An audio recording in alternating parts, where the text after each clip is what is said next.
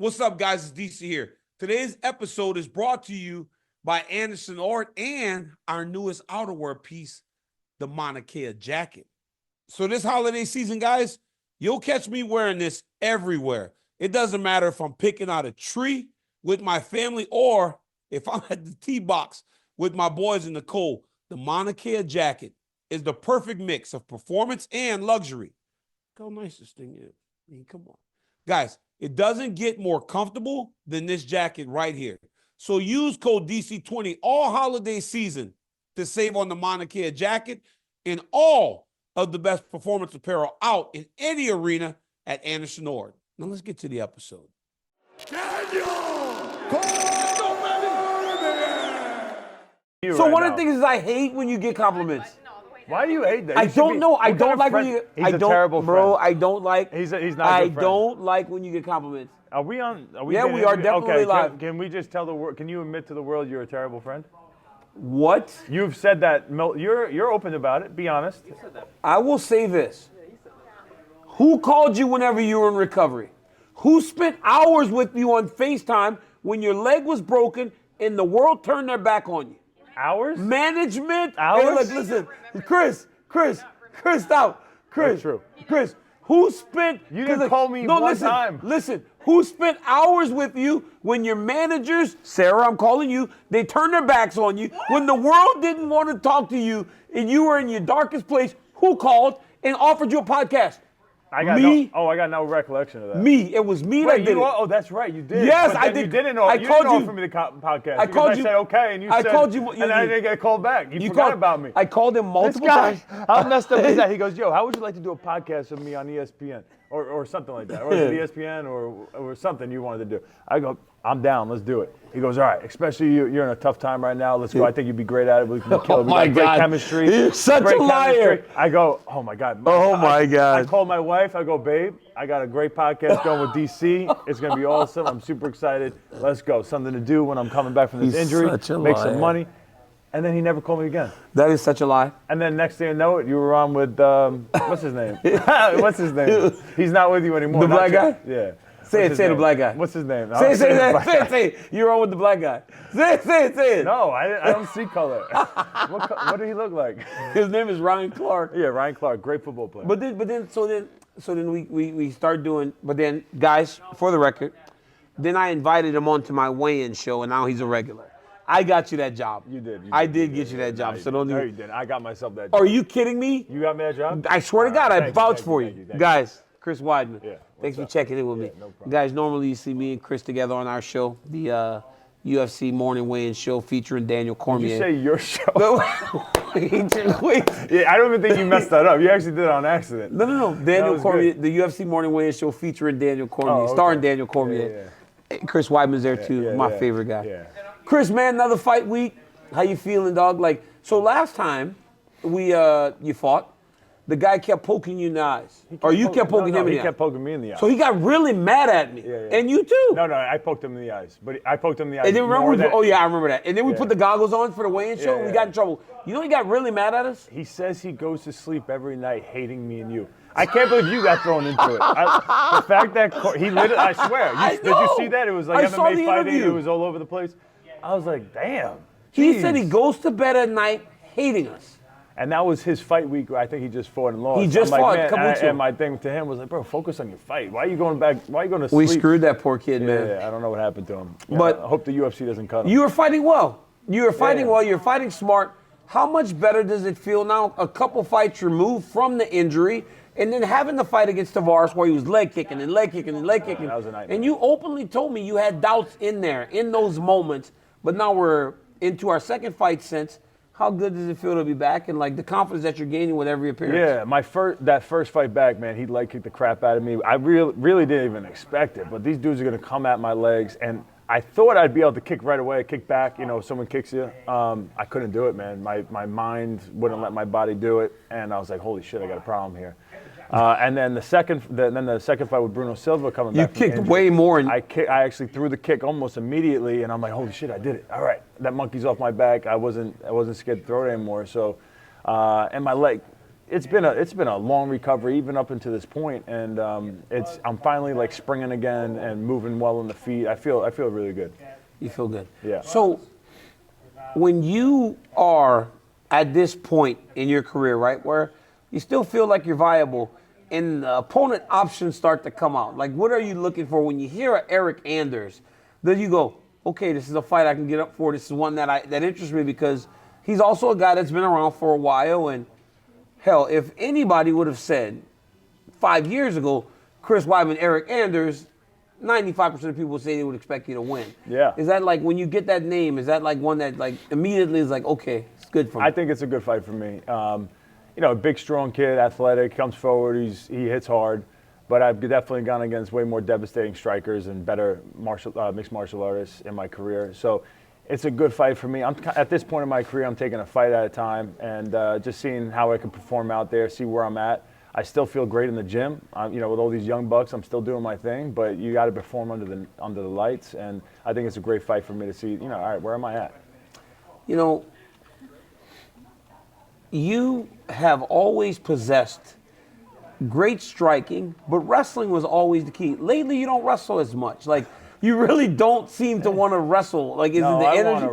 want to wrestle, but yeah, you can't Even Silva, like you didn't take him down. I took him down first round, rode him out. And then stopped. He was in a weird position. I felt like I was slipping off, so I just rode him. He was okay with just standing in that tripod in the quad pod position.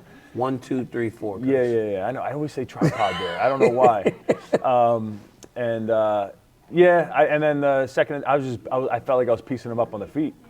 Take away the eye pokes, I was dominating on the feet, and you know, I felt like I was so much faster than him. I saw all of his punches coming, and he wasn't doing much. He wasn't coming at me. So wrestling is always going to be my forte. It's going to be something that I always want to bring it to wrestling if I can. But it kind of sucks though, because as we get older, getting all those takedowns, it's like, oh man, it really does kind of suck as you age, huh? I mean, missing takedowns, you know, It's riding them and all that stuff. And wrestling is something that is hard to do when you get older, you know, as far as real wrestling. You know, Yeah. So like training in a wrestling stance and taking the shots like we used to, I can't do it that much. So the wall wrestling and punches into takedowns, all that stuff, I'm fine. But when it comes to like real wrestling, I can't get low like that anymore. This is the truth. Back in New York, fighting in Madison Square. We fought in Madison Square together before. I think that's the last time you fought in New York, right? Yeah. Didn't go good for me at all. No, but thinking back to that night and what we anticipate for Saturday, what are you doing different, right? Because there's a lot that comes with being the guy that was the guy from here and then fighting here. Like, what are you doing different this time opposed to last? It's so long ago. That was 2018. Can you believe how long ago that was already? I did 2016 here and then 2018, and it's so long ago. I mean, Madison Square Garden. You know, it's pretty much around the block from where I grew up. So it's pretty cool. It's cool, and being pretty much the most historic arena in the world, it's an awesome opportunity. I just got to go out there and do my thing. And the 2 fights I've had here, I was doing great, you know, in both fights. And then boom, third round came and I ended up getting dropped with crazy shots. There was the Yoel Romero knee, and then the other one was Jacare hit me with that right hand. We both threw it, and he landed, I didn't. Yeah. So it was awful endings for me. So I could either run from it or, you know, I got a call to be here, and I'm like, you know what, it's good redemption. I think. Chris, do you still feel like this is a big card? I can feel the big card. Do you still feel that now? Even though you've headlined against Anderson and been on the biggest fight cards in the world, do you still feel like that excitement when it comes with a big card? Yeah, because you know how it is. You want the biggest cards, the better, because you got more eyeballs and it's more opportunity to show everybody what you've been working on and where you're at. He's crazy loud, isn't he? He's so loud. He just don't care. It's disrespectful. But he's messed up right now. His neck is all jacked up. I feel so bad for him. But it's like, but even though, like, come on, Mike, like we're doing an interview. I can't believe he's disrespecting me like this. Oh, you want me to fight him? Yeah, I don't know, dude, man. you're such a shit starter. But he's got better cardio than you. He's gonna keep it standing. Not when I was fighting.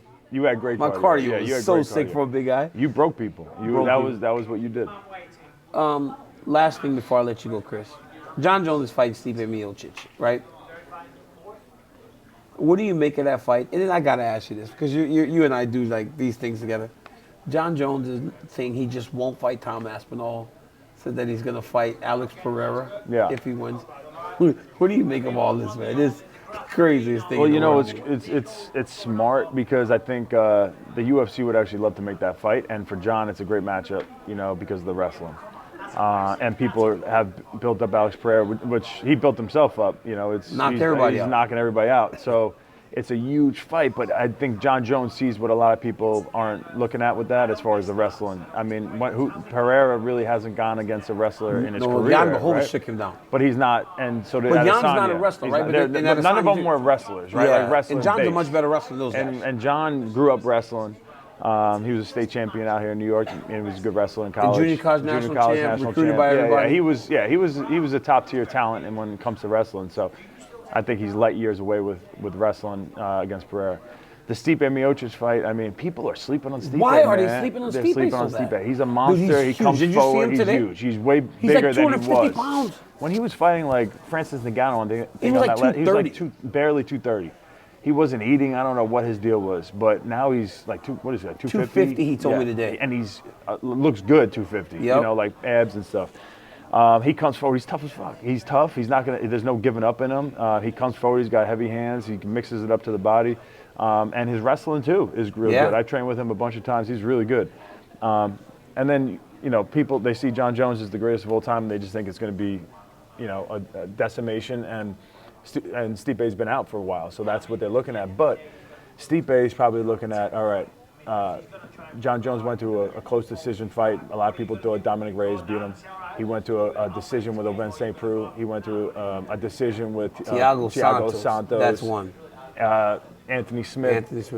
Now, if we put Stipe against any one of those guys, we would think that Stipe is going to dominate that fight and finish him. Probably finish him. So those are the things that people are not looking at. You're giving me stuff that I didn't even think about. Yeah, I think you have to. If you're fighting a guy who's looked up, like when I was fighting Anderson Silva, I wasn't looking at him just knock out everybody so easily and put his hands down and play with them and, oh my God, he's unbeatable. I looked at Chael Sonnen took him down every time they fought, and was beating him until the end. I knew I had better jiu-jitsu than him, so I compared myself to Chael. I'm like, all right, I got this. There was other fights that you've seen. Okay, he's beatable. You don't look at Stipe's not looking at all the stuff that everybody else is looking at, and he seems a little ornery too because of it. And Stipe's the type of dude you put a chip on his shoulder, and he's a little bit more dangerous. How do you end Eryk Anders on Saturday? I'm hoping to just pick him apart on the feet, get him to the ground, and just show the level difference between us, and look for a finish. Yeah, I gotta make it look pretty. Chris Weidman fights Saturday, UFC 309. But you heard that breakdown of the main event? That's why I put him on my show in the morning. Because of that, that's why this guy does TV work. And he's good looking. Yeah. You're better looking when you keep that weight down. Yeah, I know. My wife said that. She goes, I like you with the chiseled jaw. I go, don't say that. The problem is I shave and I got a fat face. I got double chin and stuff. Because you're like, don't say that because at the end of this training camp, I'm going back. No, yeah. She was like, I was 205 cutting weight, and she's like, you look good at 205. I'm like, yo, stop it. That's not happening. I'm not going to be 205. Never. You might as well. It's not going to happen. It's a pipe dream. Yeah. Guys, tap into everything that Chris Weidman's doing. Follow him, Instagram, Twitter, X now. That's right. Facebook, everything else. Until next time, guys, hit that pay-per-view buy button on ESPN Plus. Like, subscribe, and tell your friends. He's got a YouTube channel. And I got guys like the All-American who won't ever back down. That's right. You like that? That's right. You like that? Yeah, that's a good finish. Until next time, guys. Peace. He won't ever back down. That's good, huh? That's good.